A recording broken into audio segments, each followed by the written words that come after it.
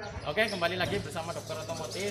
Kita masih membahas tentang pengisian baterai. Kali ini kita masuk ke part 3, yaitu bagaimana kita menentukan arus dan waktu pengisian. Ada dua metode di sini. Satu pengisian cepat, dua pengisian lambat. Data yang kita peroleh di part sebelumnya adalah dengan kode baterai 55D 23L menurut referensi New Step 1, kapasitasnya adalah 48 ampere jam. Kemudian berat jenis secara teori di 20 derajat Celcius adalah 1140 ya.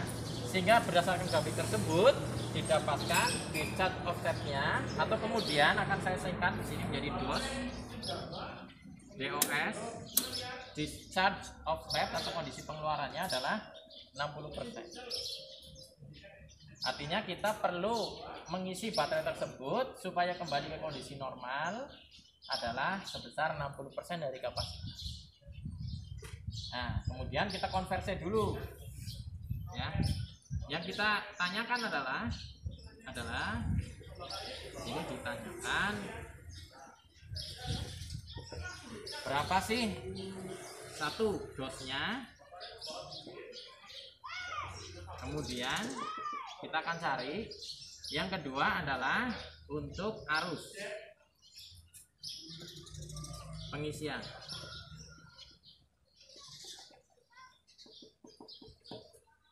Nah, kita akan menggunakan metode yang pertama, yaitu pengisian cepat. Pengisian cepat sendiri sudah ditentukan sesuai pengertiannya adalah pengisian baterai dengan waktu di bawah 1 jam dan dengan arus yang besar. Itu pengertiannya. Jadi sudah jelas sekali bahwa di sini nanti untuk waktunya T-nya adalah 1 jam. 30 menit boleh, 45 menit boleh. Tapi idealnya adalah 1 jam. Karena pengecasan terlalu cepat pun tidak baik untuk baterai. Sering kita melakukan pengisian cepat, maka baterai itu lebih cenderung akan lebih mudah untuk rusak. Jadi sudah ditentukan T-nya 1 jam. Sekarang kita cari dosnya adalah 60% dari kapasitas. Oke. Berapa 60%-nya? 60% dari 48 Ah. Kapasitasnya tadi sudah tertulis di sini adalah 48 Ah. Jadi kita tinggal hitung di sini. 6 kali 4 48. 6 kali 8 48. 6 kali 4 adalah 24. Jadi ketemu di sini sekitar 28,8 Ah. Ini yang perlu kita isikan. Ya. 28,8 Ah. Atau kita ambil 29 lah di sini. 29 Ah. Ya, yang perlu kita masukkan ke dalam baterai agar menjadi penuh.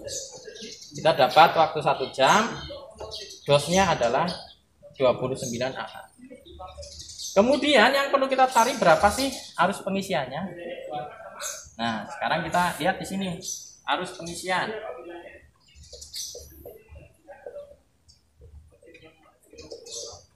Arus pengisian atau saya sebut di sini I-nya berapa.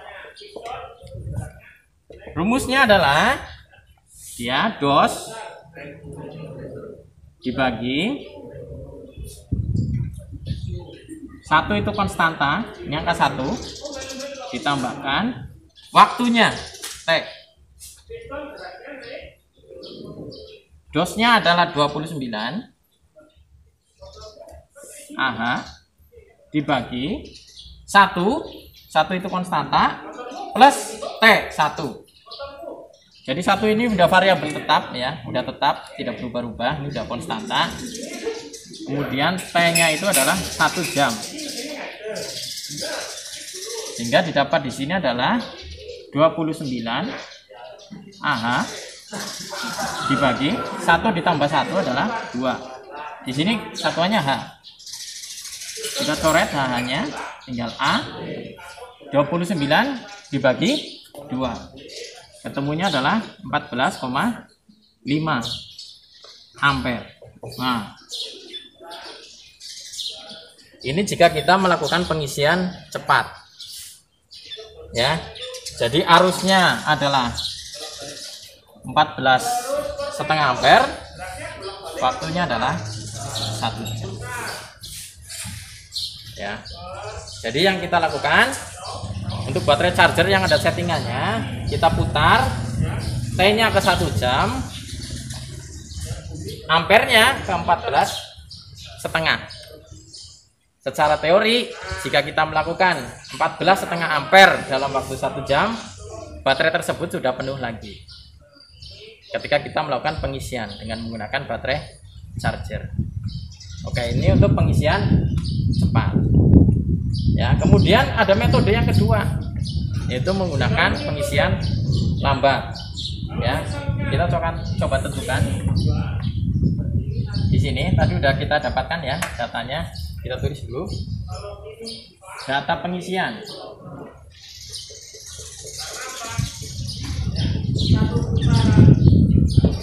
Dengan metode pengisian cepat tadi, arusnya sebesar 14,5 ampere, waktunya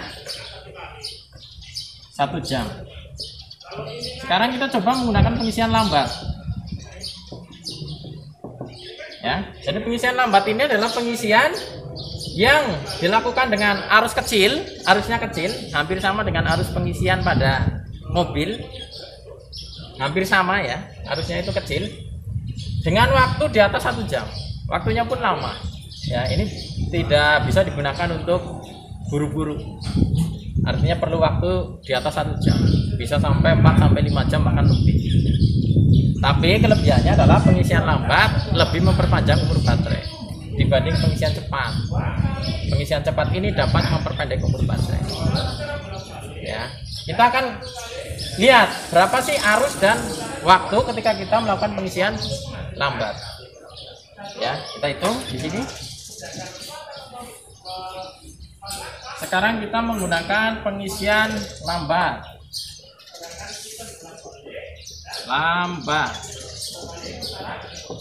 Ya, datanya sama ya, dosnya sama tadi, dosnya adalah 29 ampere jam, tidak perlu kita hitung lagi. Yang diperlukan adalah satu, berapa arusnya, yang kedua berapa waktunya. Arusnya, untuk arus atau I itu kita menggunakan rumus 1/10 dari kapasitas. Itu kita merujuk pada buku di New Step 1. Bisa kalian cek di Step 1, dibuka pada materi pengisian untuk berapa sih arus pengisian lambat. Rumusnya adalah 1/10 dari kapasitas. Jadi 1/10 kali kapasitasnya adalah 48 Ah. 48. Sehingga arusnya kurang lebih adalah 4,8 ampere di sini.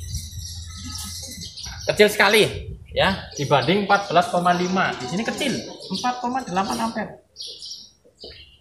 Kecil. Ya, tetapi waktunya pasti di sini akan lebih panjang. Karena arusnya kecil. Ya, kita coba cek untuk waktunya. Untuk waktunya atau T ya, rumusnya adalah dos dibagi arus atau I, kemudian di sini ada faktor pengalinya mulai dari 1,2 sampai dengan 1,5 jam. Ini rumus ya, jadi tidak boleh berubah karena ini rumus. Kita masukkan dosnya, merujuk di sini adalah 29 ya. Kemudian kita bagi dengan arusnya. Arusnya itu terbaca tadi adalah 4,8